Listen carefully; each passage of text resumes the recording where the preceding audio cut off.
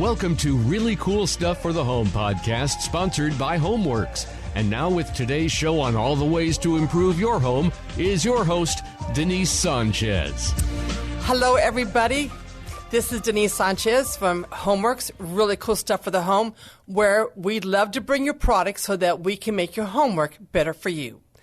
And we've been talking with Jeff Polucci, the National Sales Manager from Miele, for about the last 3 or 4 weekly podcasts, and he has said that he's going to come back and he's going to talk to us again, and he wants to talk about wine refrigeration, because here's what happened last week.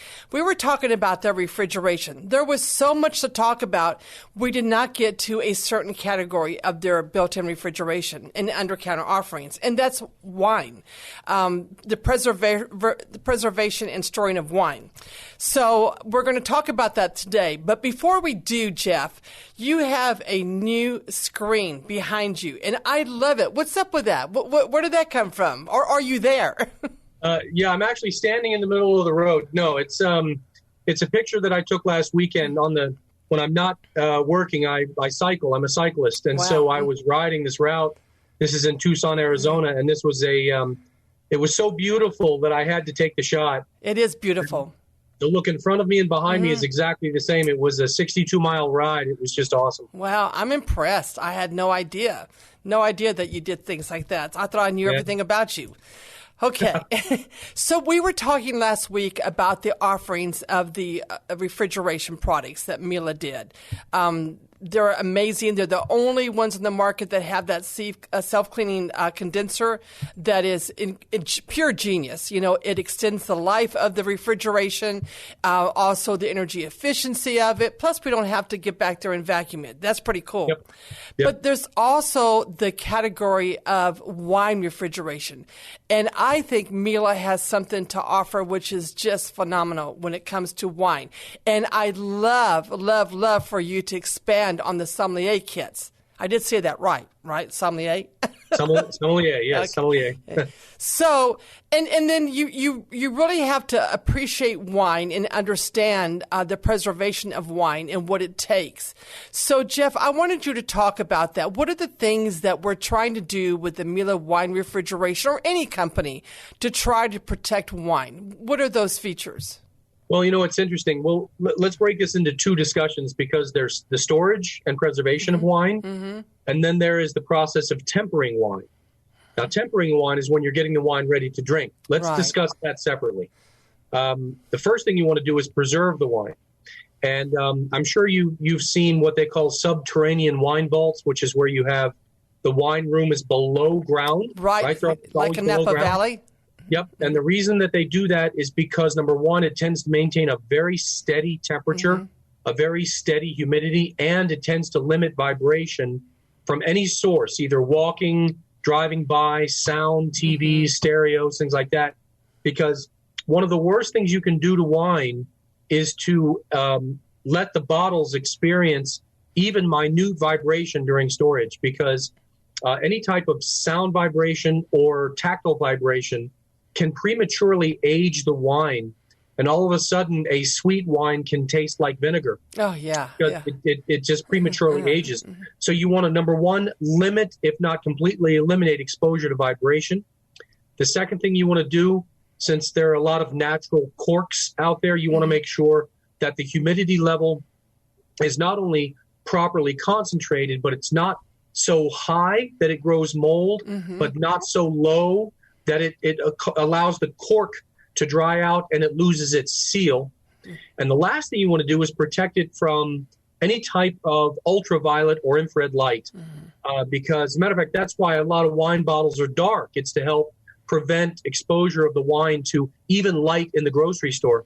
Oh, so, that's interesting. So you want to protect it from light as well. If you can store it at the right temperature, the right humidity, minimize or eliminate vibration, and reduce or eliminate the exposure to infrared or ultraviolet light, your wine will last essentially forever. So, and then when we're talking about tempering wine, let's talk about that separately. Okay, so tempering it is getting it ready to drink. I know that may sound a little bit weird people are out there probably thinking, well, you just pop the cork and pour it in the glass. No. But believe it or not, drinking wine. Okay, I'm really going to get into it. Drinking wine. That's what I want. I want you to get into it. Okay, drinking wine at the wrong temperature, and believe it or not, in the wrong glass. Oh yes. Actually changes the taste of the wine. For example, reds are generally consumed at around 60 to 64 degrees, because that's the temperature at which the grapes bouquet properly, and you could actually taste the wine the way it's supposed to be tasted.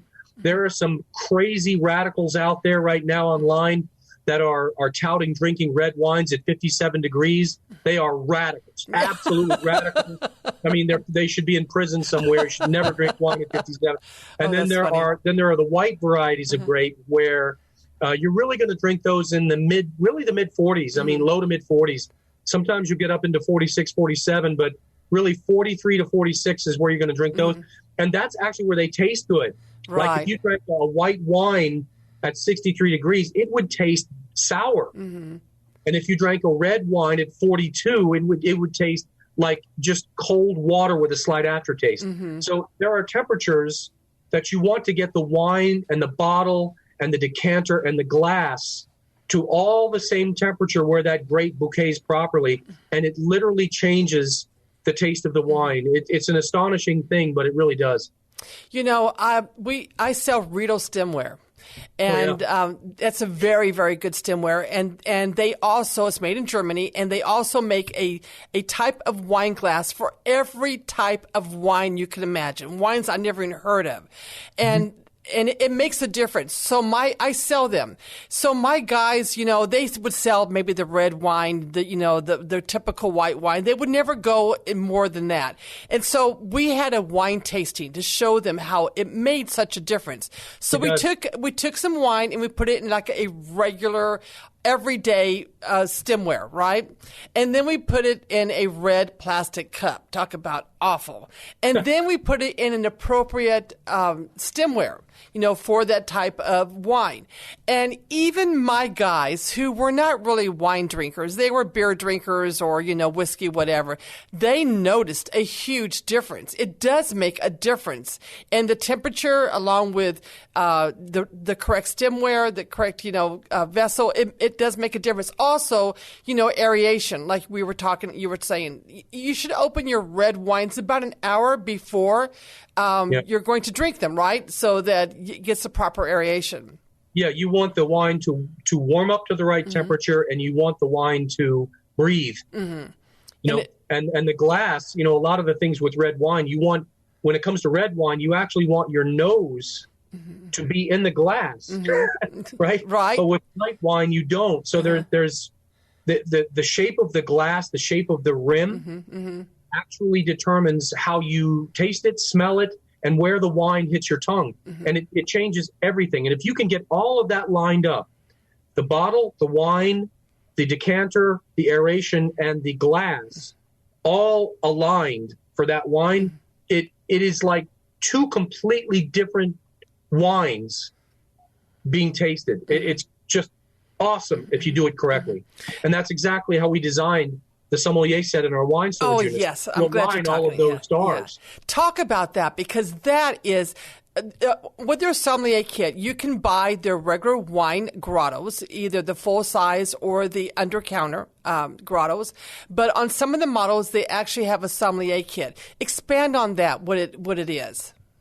Well, first of all, just to make sure that everybody understands, a sommelier, if you ever go to a really nice restaurant, the sommelier is the wine advisor, the wine expert. And, some people kind of think that is, below, say, a server. It's actually above a server. Oh, and yes. Absolutely. Because and it's hard to get that rating. It's very difficult. They have to know every wine and what it goes with on the menu. So that the amount of knowledge that they have to walk around with is astonishing. But when they go around to a table and they advise pairings, right? So if you're having the salmon, right? If you're having the prime rib, if you're having the filet, they will advise wines that will complement that particular food. And they're very accurate, because if you I know. Okay, really want to get into it. If you have the wrong wine with the wrong food, it actually tastes bad. So when you get into a wine storage unit, the sommelier is not a human; it is an apparatus, and the apparatus is this central part that gives separate access to a corked bottle, a decanter sitting on thick felt so it's not scratched. It is also an apparatus that allows the wine glass to be put upside down, hanging from its stem on felt. But all of that is surrounded by wood. There's no metal associated with whatsoever. So because wood doesn't carry vibration. So it's all designed to let everything sit in the proper temperature for that grape and get literally the bottle, the decanter, and the glass all lined up. And when you pour that wine and taste it, it makes the wine taste like it's supposed to, and it maximizes the enjoyment and experience of that wine. Yeah. Because now with, especially with us staying in more, we're enjoying the finer things, at home more, like our wine tastings. It's nice having that sommelier kit because now you've got not only a better experience, the ambiance, because that's one thing about wine. I love the ambiance aspects of it. The shape of the wine glasses. Don't put it in a paper cup or plastic cup. I'm not a fan of the twist off. I want to see a cork. I like all that ambiance. And that sommelier does a really, really neat job. And now if you are into wine tastings, like so many of us are, you're seeing that becoming more and more popular. How nice to have that, because it's really visual, very, very beautiful. Very visual. As a matter of fact, I'm glad you said that because you'll never find a wine storage unit without a glass door. Right. Because one of the most attractive things about a wine storage unit is seeing the bottles. Exactly. So, for example, having the ability to change the lighting inside the unit. So, when you're looking through your kitchen, you see your bottles beautifully illuminated inside the unit is very nice as well. So, you're right. That ambiance, that total experience of taking the cork out of the bottle, just hearing that pop. Yes. Of course, the whole thing is an experience. So the sommelier set really does maximize the total experience. And, it doesn't even have to be an expensive bottle of wine. It could be a $15 to $20 bottle of wine, and yet you're still maximizing that experience. Exactly. It does make a difference. Especially if you have everything going with it. Like you said, the right decanter, the right stemware, the right temperature, you're going to enhance that experience, that's for sure. And some of the other neat features that I love about Miele's wine grottos. Okay, this is pretty big. So you know how you always have the slats and you put your wine bottles in there, right? Well, this happens to me all the time. It's either too small to hold or it's too big. So with theirs, you're able to take the slats out and adjust them. Can you talk about how they do that? Because that is really neat. Yeah, as a matter of fact, that kind of goes hand in hand with every single shelf is made of solid beechwood. So even the frame is made of beechwood. This prevents vibration from hitting the wine bottle, right? So the individual ribs are actually removable and replaceable. The notches between them are less than a quarter inch. So you can adjust those ribs to be farther apart or closer together. You can even angle them whatever way you want, so that a bottle, say it's a Magnum or a Bordeaux bottle, or even a smaller, sample of wine. Right. You can have every shelf hold an entire array of bottle sizes, because you can allow bigger bottles to sit lower in the shelf by simply moving the slats farther apart, or put them closer together so that tiny bottle will lay on there as well. I mean, what it really does is it opens up the wine storage unit for any variety of bottle in pretty much any position you want. It's really unique. It is. And then another neat thing I like is that, you'll move your bottles around from time to time, maybe even when you're just serving. Maybe you want to hide the ones that you don't want your friends to drink, but you want to kind of put on display the ones that you want to drink. They have this magnetic chalkboard that's the width of the shelf that you can pop off, and you can write on chalk with it, and then you can erase it later on. So you could say on one shelf, "This is mine, don't touch," or or maybe gift bottles, or just the type of wine. I think that is very, very clever. Yeah, it even comes with a chalk pencil. Yes.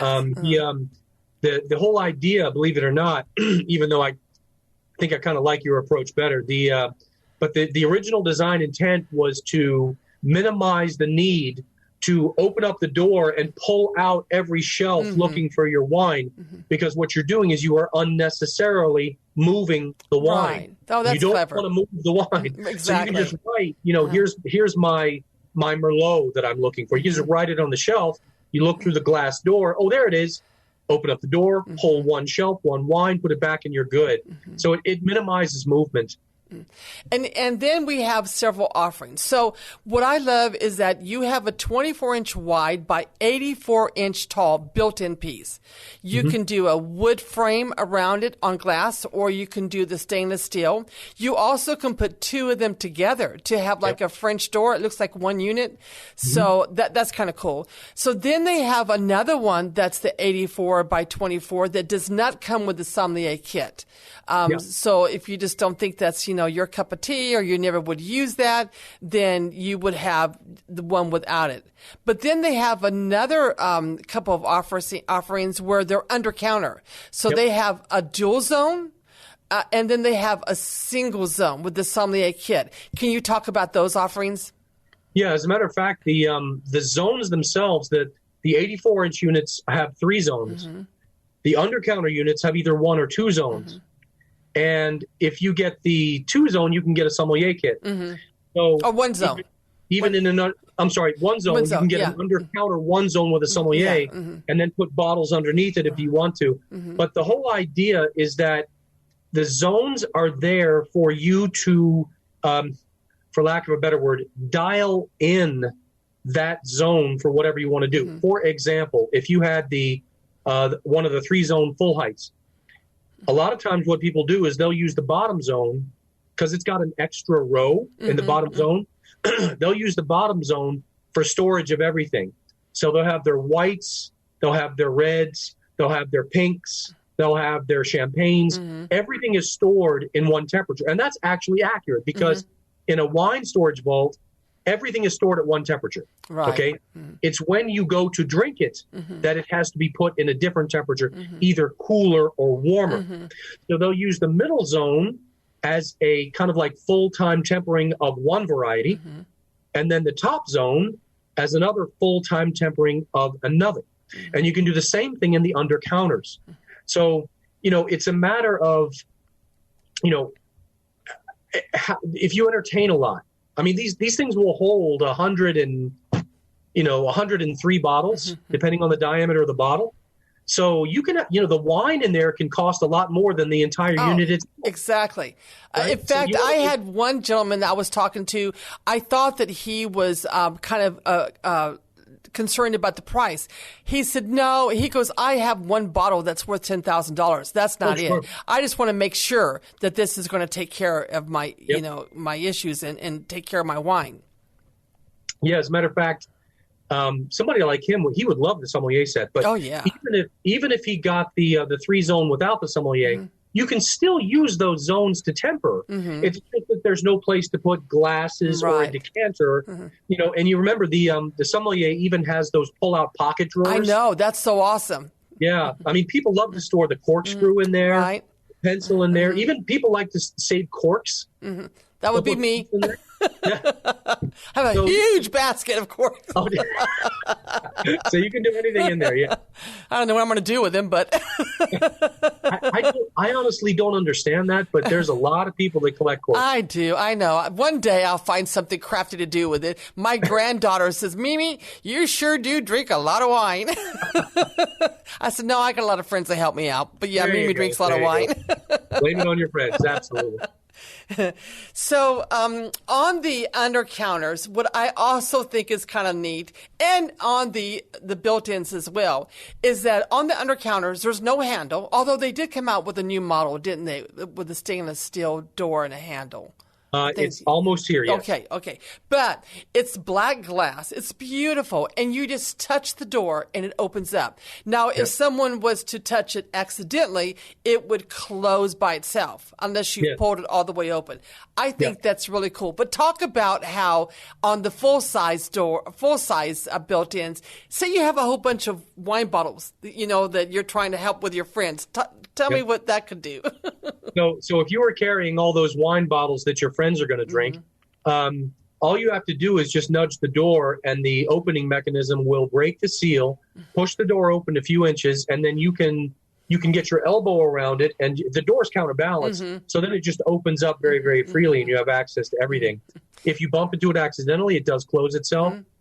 You can. By the way, this is perfect for handleless kitchens. Yes, which perfect. Which is becoming more popular.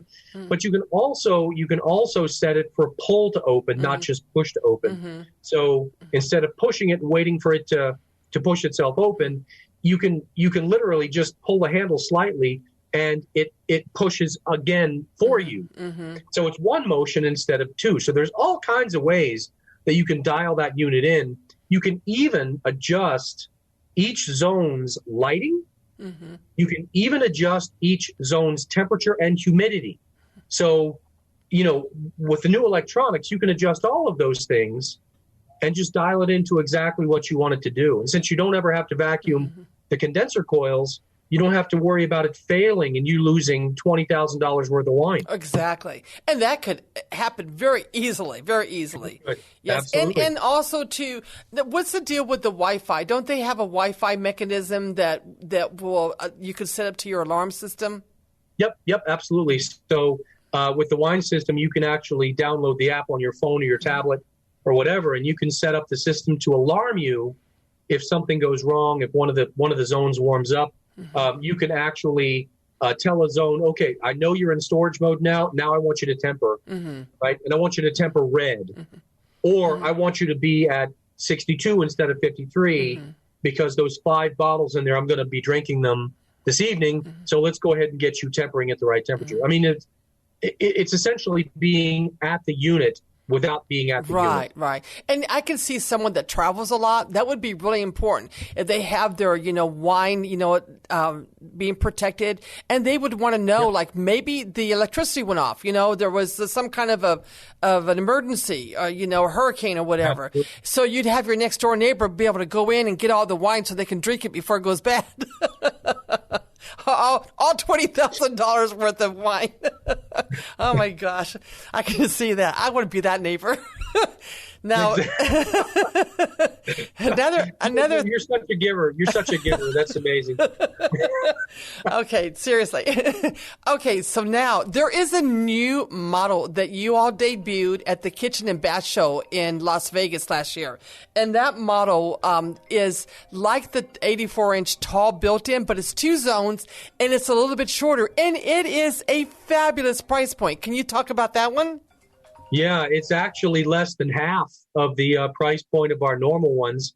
It is a 2-zone, not a 3-zone, but it actually shares the exact same cooling system. So it shares the DynaCool system with our Master Cool. The one you're talking about is in the Perfect Cool division, and it manages humidity the same way. It's controllable in the same way. It has a sommelier set as well. The sommelier set in that system it doesn't move. It comes out in one piece instead of 3. Oh, I didn't realize that. Yeah, it comes out in one piece instead of 3, but it's essentially the same thing. It just doesn't have 3 zones. But it is a magnificent, it's a great way to get that type of performance for a significantly less price. Oh my gosh. And part of the reason for that is because the cooling system is located more on the back than the bottom. So the condenser coils are on the back, not the bottom. So it just needs a little bit more air ventilation in the back. But that's why it's freestanding. You can build it in. I didn't realize it was freestanding. It even has wood shelves. It's freestanding as well. I had no idea. Oh my goodness. Okay, that's a whole new thing for me. Okay. Yeah. So, and it also isn't a push to open, correct? It does not, no. Okay. But it is a very attractive price point. Oh, it's fantastic, Yes. And I think it's right about 69 inches tall, right? 69 inches tall? I believe that is 69 3/4, yes. Okay. So that is pretty neat. That's and you're always coming out with something more and more and more. And are there any secrets to be had for this year's Kitchen and Bath Show that you're going to be debuting that you want to let my audience know? No? Well, KBIS is next week. Yes. So, it's just, I can't. Come on. I can't say. All I can say is you should come to the Miele booth. It'll be worth your time. Okay. Every year, it's always been something amazing that Miele has debuted. Really has been. So I'll be there. I'll be there all week. I promise. You'll be worth your time.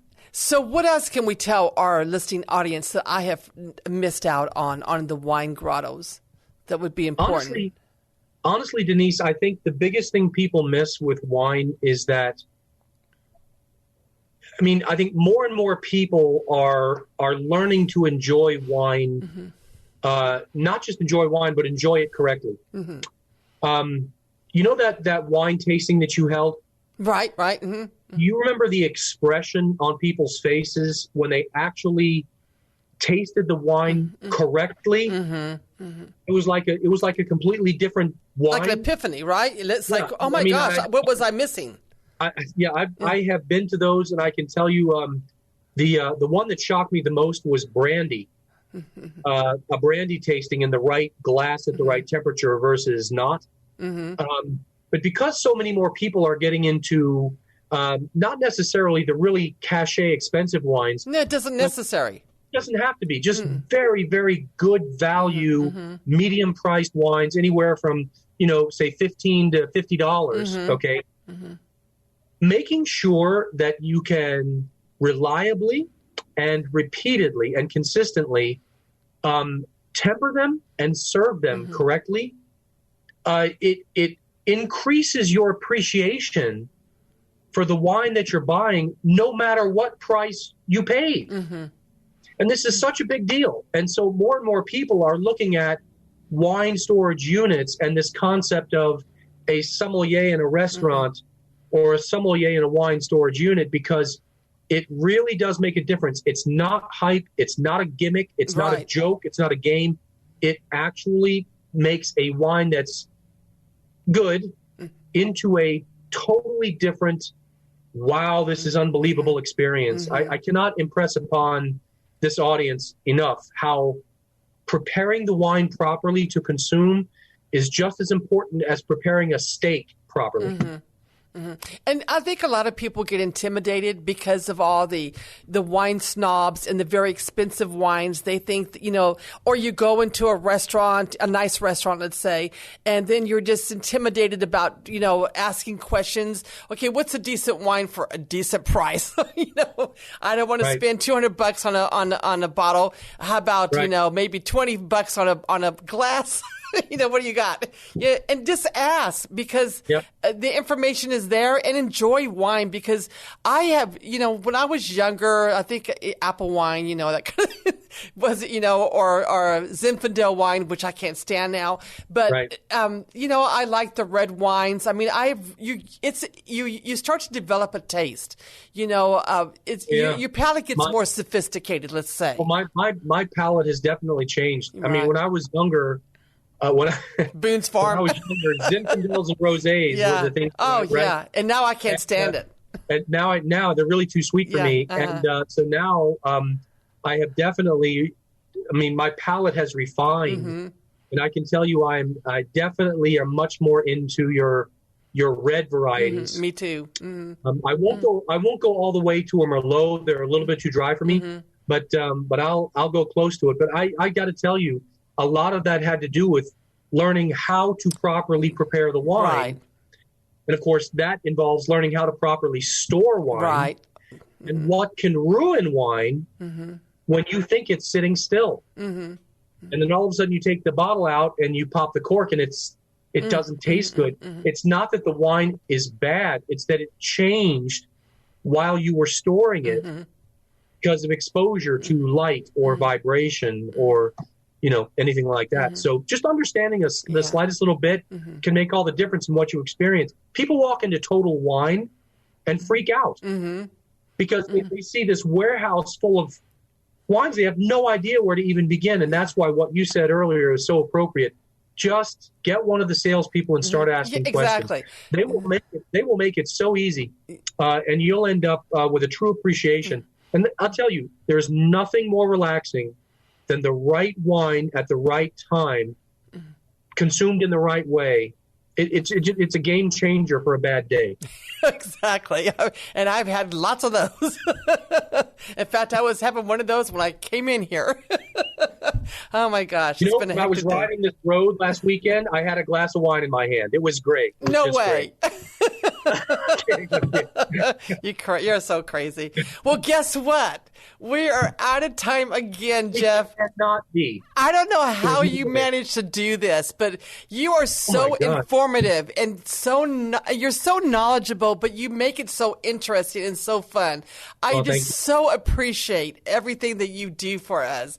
Well, I love being here. And again, you can go to mieleusa.com. They have a great website. You can go on to the wines, but don't click on the individual pieces. Go to that Discover More because it has videos and more information. You'll learn a lot. Or you can come into my store where I have all of those pieces in my store live with wine bottles that once in a while I do take out when those bad days. I'm just glad to know that I can call you if my system ever fails because you're going to come over and help me drink all this wine. I will be glad to do that. You can count on me. That's for sure. But and as always, we bring you wonderful products like these products we're talking about today, the Miele Wine Grottos, because we're going to make your homework work better for you. Thank you very much. And Jeff, I hope to see you real soon again. And you're always so much fun. Thank you very, very much. Thank you, Denise, for having me. Bye-bye.